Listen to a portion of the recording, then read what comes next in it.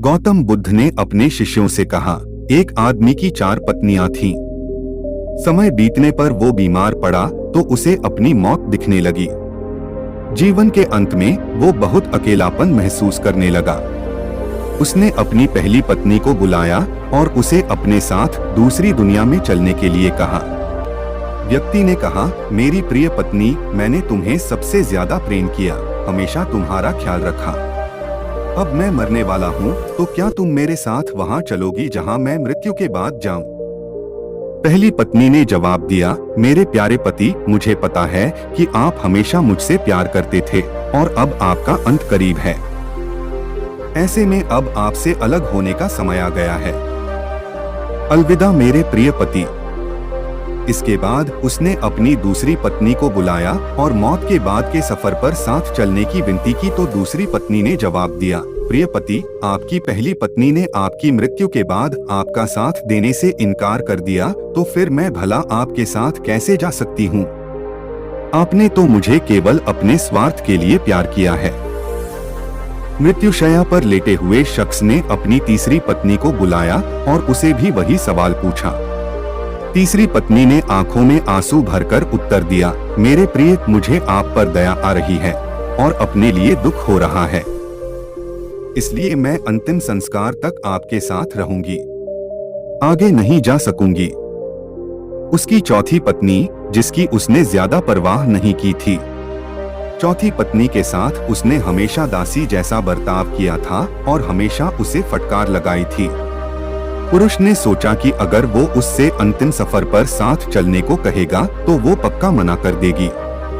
हालांकि वो डरा था और अकेलापन महसूस कर रहा था कि उसने अपनी चौथी पत्नी से भी दूसरी दुनिया में साथ चलने की गुजारिश की। पति के अनुरोध करने पर चौथी पत्नी ने कहा, मेरे प्यारे पति, मैं तुम्हारे साथ जाऊंगी। कुछ भी हो, मैं हमेशा आपके साथ रहने के लिए दृढ़ संकल्पित हूँ। मैं आपसे कभी अलग नहीं हो सकती।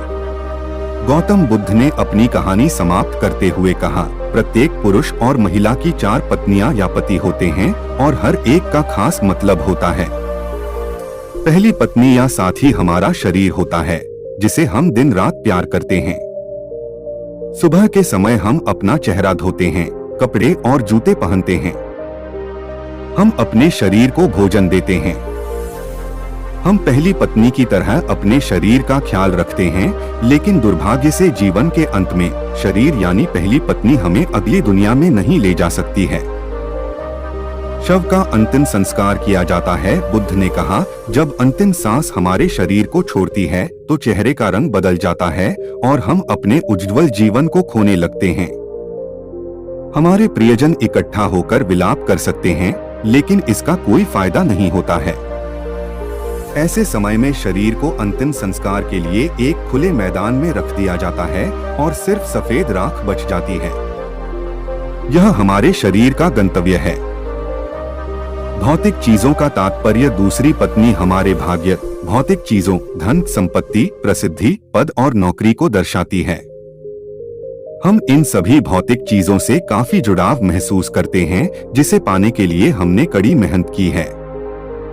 हम इन चीजों को खोने से डरते हैं, लेकिन इनकी कोई सीमा नहीं है। हमारे भाग्य ने जो भी इकट्ठा किया है, उसे हमें छोड़ना ही होगा। हम इस दुनिया में खाली हाथ आए हैं और मृत्यु के समय भी हमारे हाथ खाली होते हैं।